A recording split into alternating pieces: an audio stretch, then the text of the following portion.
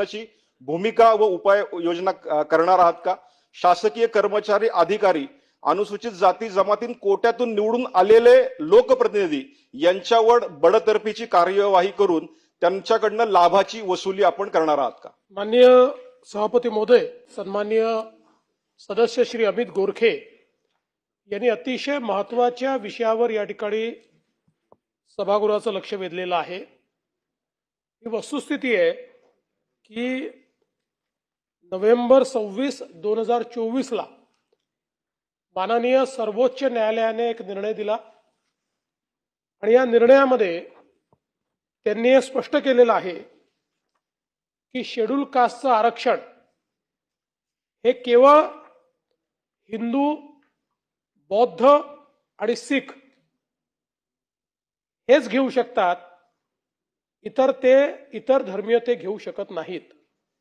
आणि त्याकरता त्यांनी संविधानाची जी रचना आहे त्या रचनेचा उल्लेख केलेला आहे आणि अनेक महत्त्वाच्या गोष्टी या कायद्यामध्ये त्यांनी सांगितलेल्या आहेत।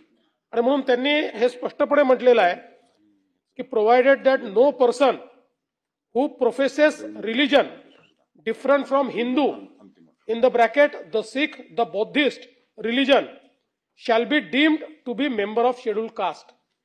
म्हणजे ज्या क्षणी तुम्ही हिंदू, सिख किंवा बुद्धिस्ट या तीन धर्म हे सोडता किंवा या तीन धर्माचे राहत नाहीत, त्यावेळी तुमचं शेड्यूल कास्ट हे स्टेटस जातं, ते तुम्हाला राहत नाही।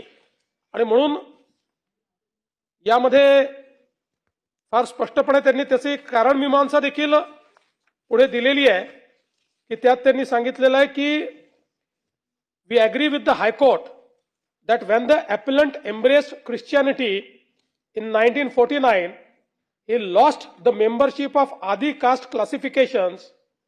All Christians are treated as equals and there is no distinction between one Christian and another of the type that is recognized between the members of different castes belonging to Hindu religion. In fact, caste system prevails only amongst Hindus or possibly the same religions closely aligned with Hindu like Sikhism आणि Buddhism.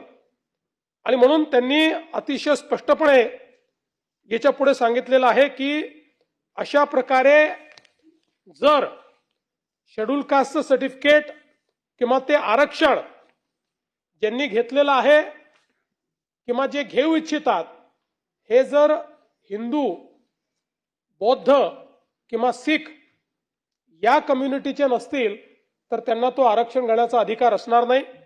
आणि म्हणून सर्वोच्च न्यायालयाने जो काही निर्णय या ठिकाणी दिलेला आहे त्या निर्णयाच्या अनुषंगाने सन्माननीय सदस्यांनी जो मुद्दा उपस्थित केलाय की अशा प्रकारे जर कोणी इतर धर्मियांनी अशा प्रकारचे कागदपत्र देऊन